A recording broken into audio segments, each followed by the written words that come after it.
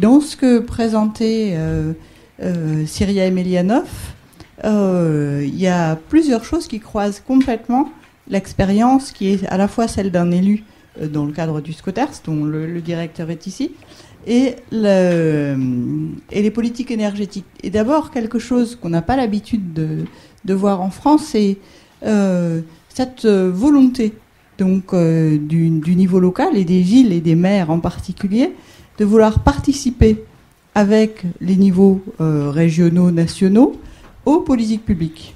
Donc dans une coordination qui fait qu'ils vouent que toute la question de la planification, des politiques publiques, de la façon dont s'imbriquent les politiques nationales, régionales et locales, la façon dont ces interdépendances existent, n'existent pas, est un vrai sujet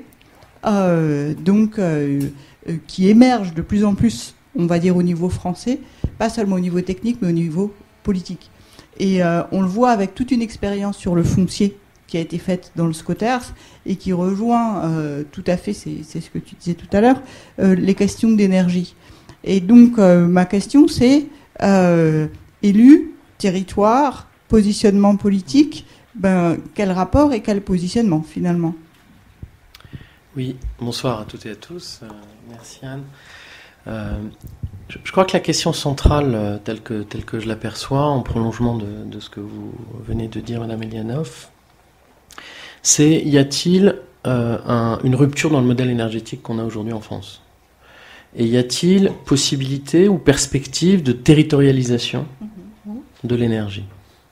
Alors je vous allais peut-être apporter quelques éclairages qu'on peut avoir localement sur le sujet. Mais c'est vrai que quand on lit les grands théoriciens, les Rifkin sur la troisième révolution industrielle, quand on voit que le Parlement européen finalement délibère dans cette orientation-là sur la territorialisation de l'énergie, on peut s'interroger. Il y a quand même des tendances fortes qui tendent à dire que de plus en plus les territoires doivent prendre en charge, doivent prendre en main leur politique énergétique. Et puis il y a finalement l'acte 3 de la décentralisation, qui est quand même un autre indicateur. Donc il y a plusieurs symptômes comme ça qui nous incitent à penser que c'est un mouvement de fond. Et puis il y a aussi beaucoup de contre-tendances. J'étais ce matin à un débat sur l'efficacité énergétique organisé par le ministère, un débat sur la transition énergétique. À l'époque, le ministre était Madame Bateau. Une des questions centrales qui se posait, dans un monde où les réseaux nécessitent des investissements massifs, et on lit tous que pour le réseau électrique, il faut investir tant, pour les réseaux de chaleur, ça représente des dizaines de millions d'euros à chaque fois.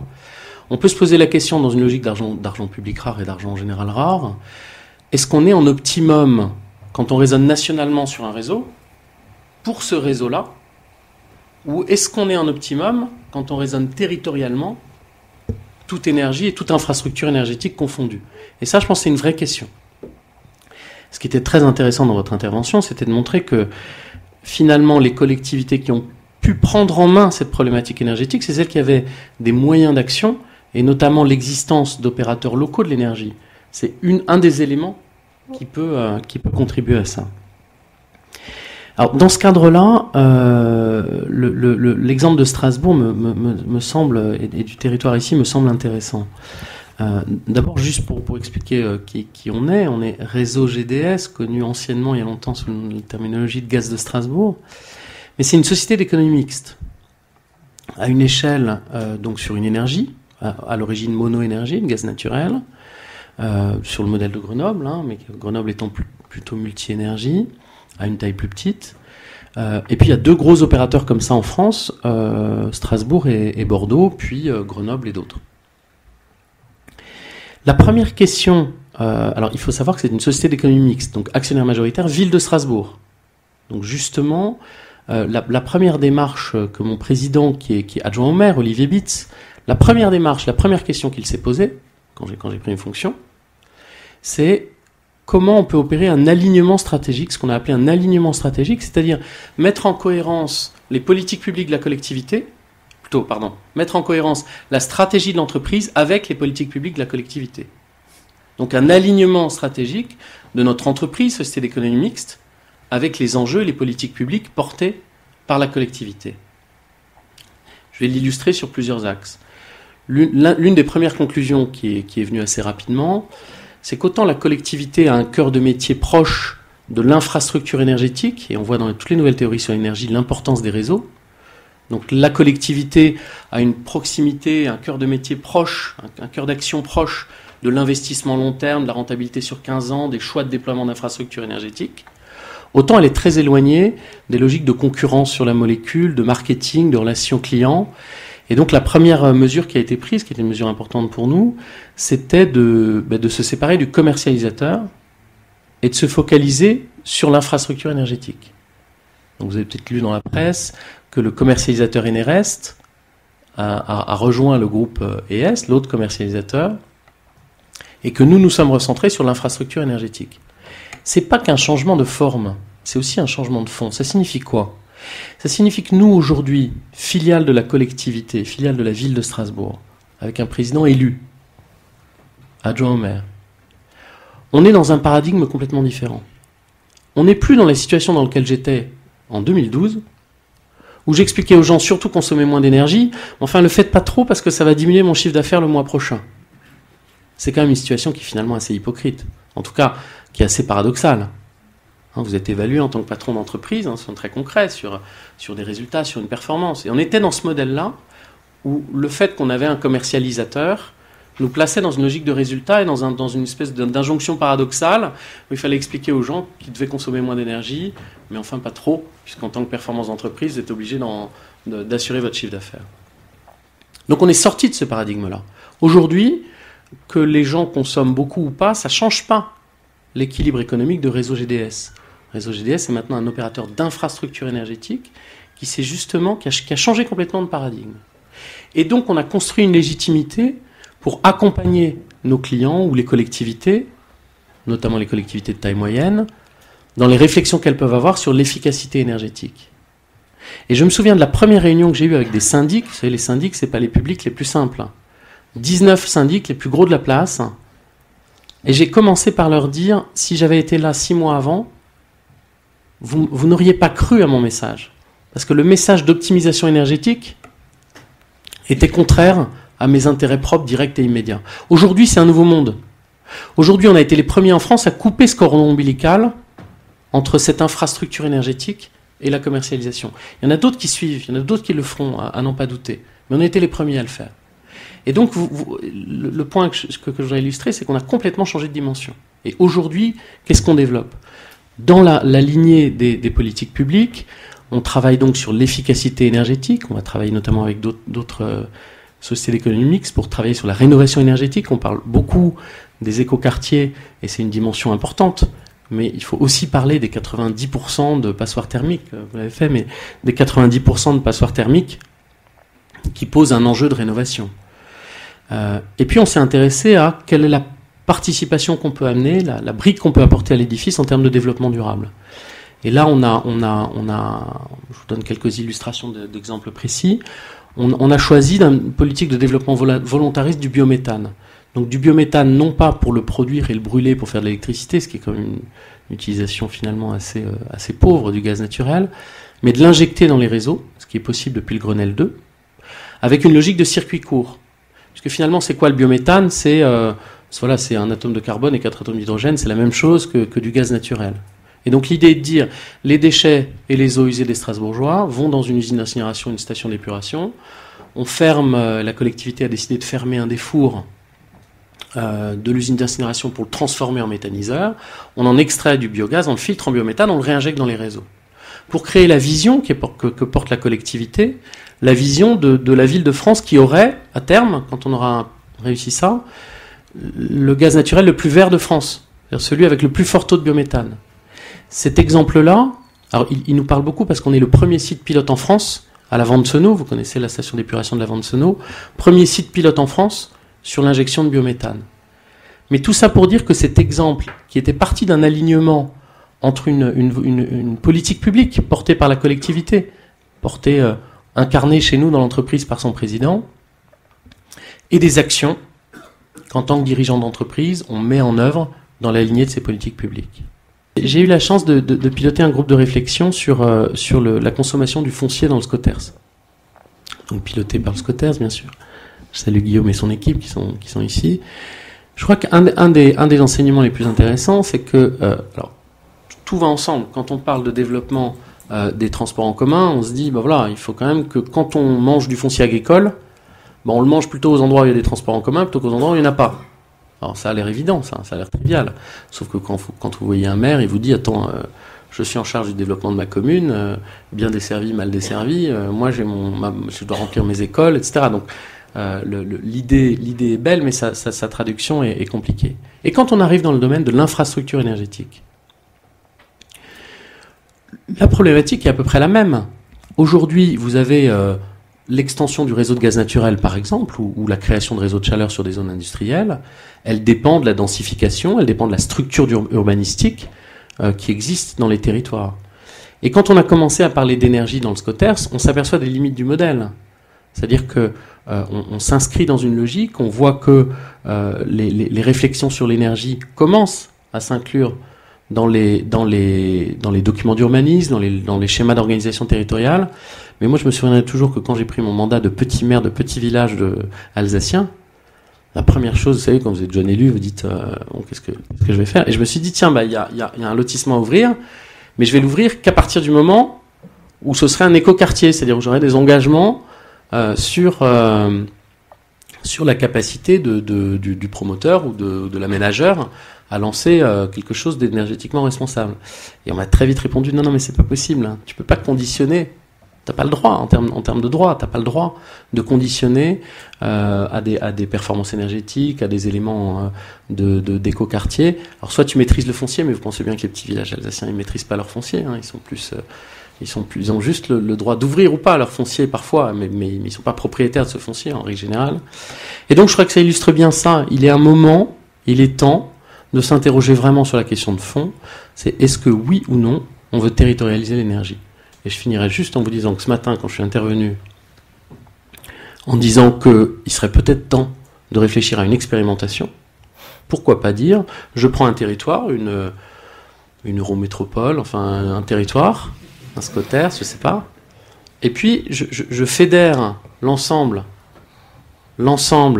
des infrastructures énergétiques pour en avoir un pilotage territorial. Pourquoi pas expérimenter ça ? Et tout de suite, mais dans la demi-heure, j'ai eu 2 personnes qui sont venues s'asseoir à côté de moi, j'ai fini la parole, qui représentaient des grands géants qui disaient, mais attention, là tu es en train de dire fin du monopole. Tu es en train de dire fin du monopole. Et c'est des vraies questions, parce que je suis persuadé qu'il faut un monopole évidemment de fait. C'est-à-dire on ne va pas s'amuser à avoir 2 rails de chemin de fer à un côté de l'autre, 2 réseaux de gaz l'un à côté de l'autre, et 2 réseaux électriques l'un à côté de l'autre. C'est une évidence. Mais le pilotage de ce monopole de fait, de ce monopole naturel, comme on dit, hein, est-ce qu'il doit être national ou est-ce qu'il doit être territorial ? C'est ça la vraie question. Et personnellement, je suis persuadé qu'on n'a pas fini notre chemin dans cette réflexion et qu'on ferait bien d'être un peu plus audacieux dans les nouveaux modèles qu'on peut expérimenter.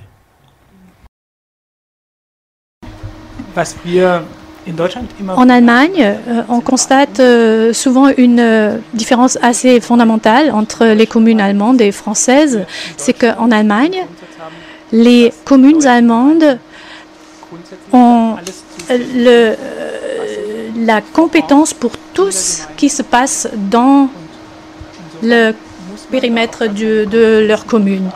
Donc, il n'y a pas de transfert du niveau régional au niveau local ou du niveau fédéral au niveau local parce que les communes ont déjà ces compétences. C'est pour ça que Hanovre et d'autres villes en Allemagne ont pu développer des concepts qui permettent d'économiser de l'énergie. Ils pouvaient, par exemple, décréter des lotissements avec des standards de basse consommation, de zéro consommation, des maisons passives, etc. Ils pouvaient aussi obliger les ménages de se connecter au réseau de chaleur. Donc cette possibilité légale existe et les communes s'en sont servies. Et un deuxième aspect, en Allemagne, vous ne gagnez aucune élection si vous plaidez pour l'énergie nucléaire. C'est fini depuis Fukushima au plus tard. Donc la sortie du nucléaire, rapide d'ailleurs, jusqu'en 2020, est partagée, portée par la population. C'est-à-dire la population est prête à relever les défis de la sortie double, donc sortie du nucléaire et réduction des émissions de CO2. Et donc nos citoyens participent à des coopératives locales d'énergie. Et si vous voulez, par exemple, construire une éolienne derrière le village, eh bien, vous pouvez verser, par exemple, 1 000 € pour cofinancer cette éolienne. Et le taux de rendement est de 4 à 5%. Donc, c'est effectivement plus que ce que vous rapportent des placements à la banque. Donc, l'idée derrière, c'est vraiment une stratégie intégrée, climatique au niveau local, mais qui commence à être en concurrence avec le paysage. Forêt noire, tourisme, paysage idyllique. Et sur chaque montagne, vous avez une éolienne. Donc, les gens commencent à en avoir peur. Et donc, la discussion actuellement, c'est de savoir jusqu'où on peut aller avec le tournant énergétique. Hanovre est partie seule sur la question énergétique. Effectivement, elle a eu l'exposition universelle d'Hanovre en 2000, qui était très très importante, mais à cette époque-là, c'était pas, la transition ou le Energiewende n'était pas au goût du jour. Et j'ai vraiment beaucoup travaillé sur la politique d'Hanovre, et je pense qu'elle a compensé par son association dans des réseaux ce qu'elle n'a pas pu obtenir localement. Mais bien sûr, à partir de 2000, ça a commencé déjà un petit peu à bouger avec les lois de tarifs de rachat, puis 2004. C'est monté doucement en puissance, et puis 2008, alors là, c'est un soutien complet. Mais vous voyez, si on contraste par rapport à Stockholm, Stockholm a bénéficié de financements massifs du programme LIP, puis du programme CLIMP. Ne serait-ce qu'en termes de financement, le fonds pour le climat à Hanovre, c'est un fonds local dégagé par la compagnie locale d'énergie. Alors que à Stockholm, il y a eu aussi la vente de Birka, mais des financements quand même ont été dégagés très tôt, enfin dès 98. Et puis ce sont des analyses de livres anglo-saxons qui expliquent le retard allemand sur la politique énergétique. C'est des scientifiques qui expliquent ça à cause de la réunification. Donc après, ils ont mis les bouchées doubles, si vous voulez, mais sur la question de l'énergie climat stricto sensu, moi je pense que le gouvernement entre dans le jeu, en tout cas pour Hanovre, un peu plus tard. Et d'ailleurs, les protagonistes d'Hanovre s'en plaignent, enfin en tout cas le note. Voilà, c'est peut-être qu'une question de décalage de quelques années, parce qu'au final, maintenant, on pourrait dire qu'il y a une gouvernance multiscalaire en Allemagne, maintenant, là. Parce que c'est vrai que les fonds sur la réhabilitation sont complètement massifs. Donc, voilà. Mais la réglementation thermique à Hanovre, elle a d'abord été locale. Ça s'est inventé là et à Fribourg. Sur l'entreprise d'énergie, ce qui était étonnant, c'est que, en fait, c'est le paradoxe. Vous dites, oui, il y a une tradition.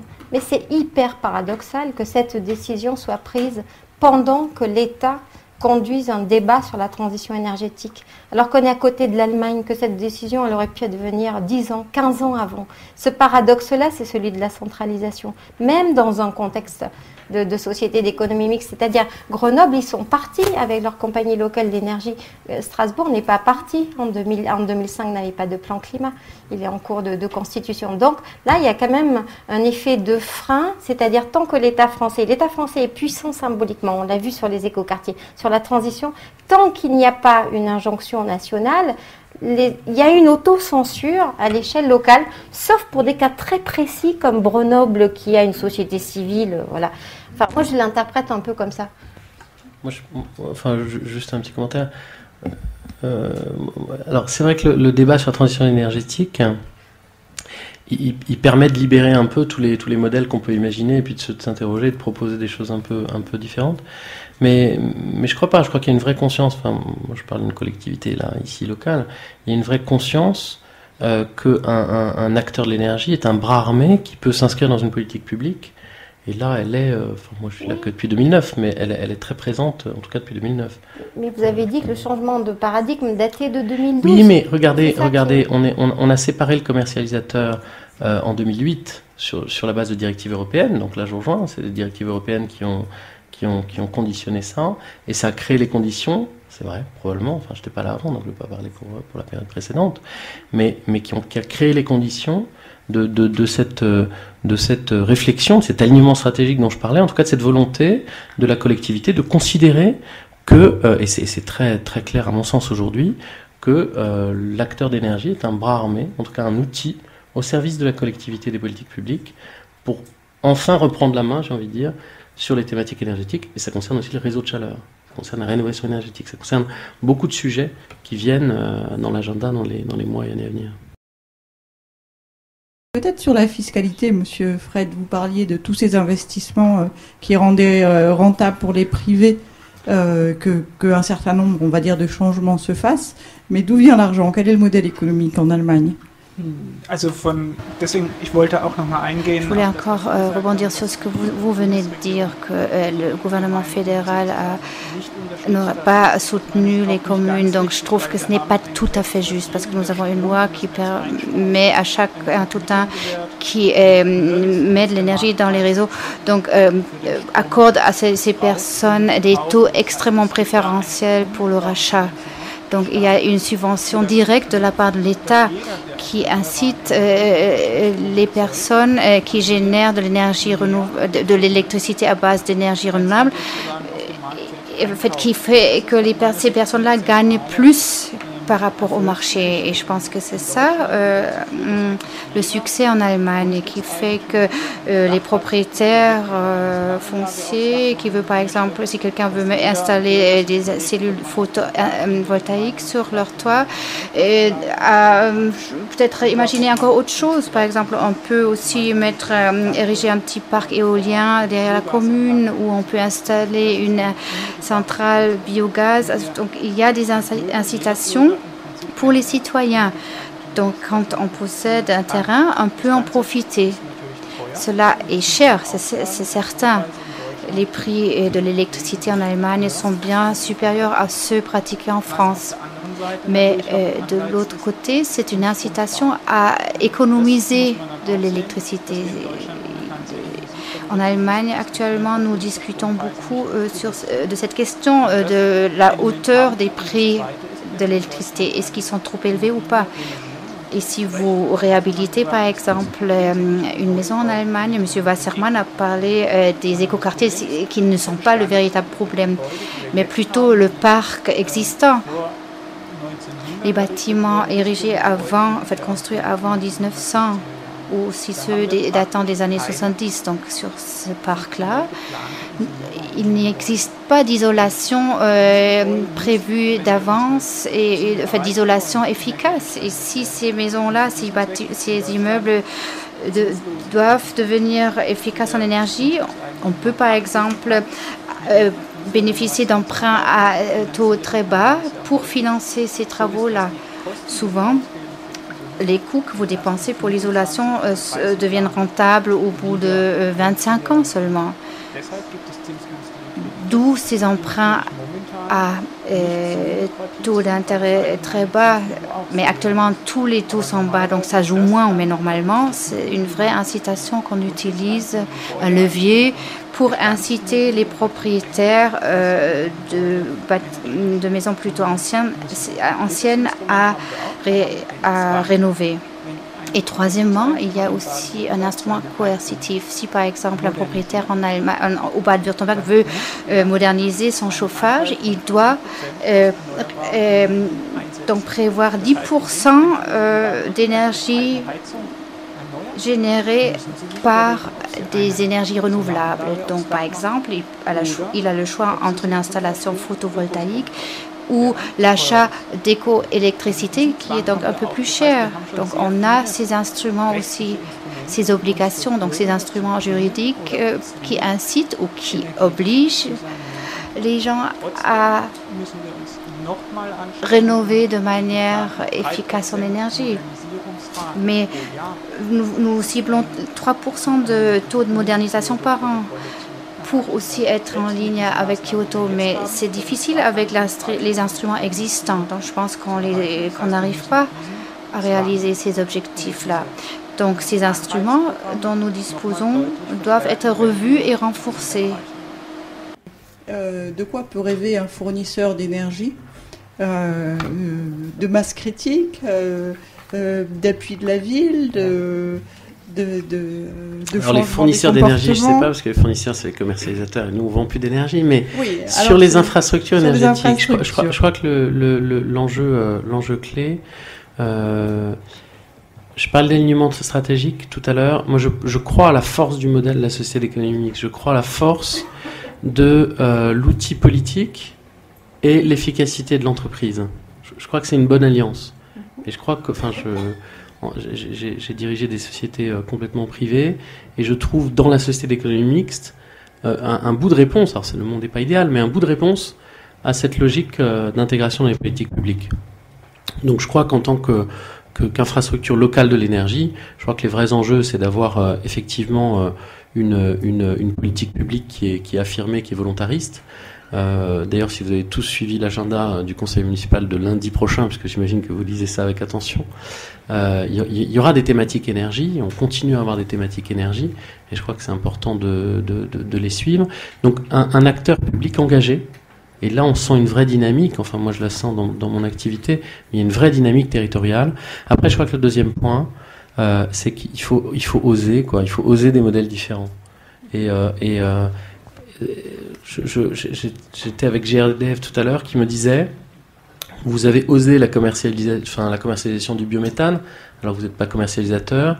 Sur le gaz naturel véhicule, on est très en pointe ici. Alors c'est pas un sujet médiatisé, mais le gaz naturel véhicule, c'est 80% d'ozone en moins, c'est 0 particules, donc c'est des sujets de pollution locale qui sont très forts. Et Strasbourg est innovant dans ce domaine-là. Et puis on a une agilité. C'est pas par hasard qu'on est le premier site pilote en France sur la station d'épuration pour le biométhane. C'est parce que, avec la collectivité, avec l'acteur local de l'énergie, quand il faut passer un avenant sur une délégation de service public, parce que le droit français est très, très normé sur les délégations de service public, quand il faut passer un avenant, il faut que la collectivité soit très motivée. Quand elle est porteuse d'une politique publique et que vous, acteur de l'énergie, vous êtes filiale de cette collectivité, les choses sont quand même beaucoup plus agiles et beaucoup plus simples. On peut conclure en disant que d'accord, la grande direction est donnée par les directives européennes, mais on voit que avec beaucoup d'idées, de l'expérimentation et du travail multiscalaire, si je puis dire, de terrain, on peut vraiment inventer une façon de faire notre transition énergétique.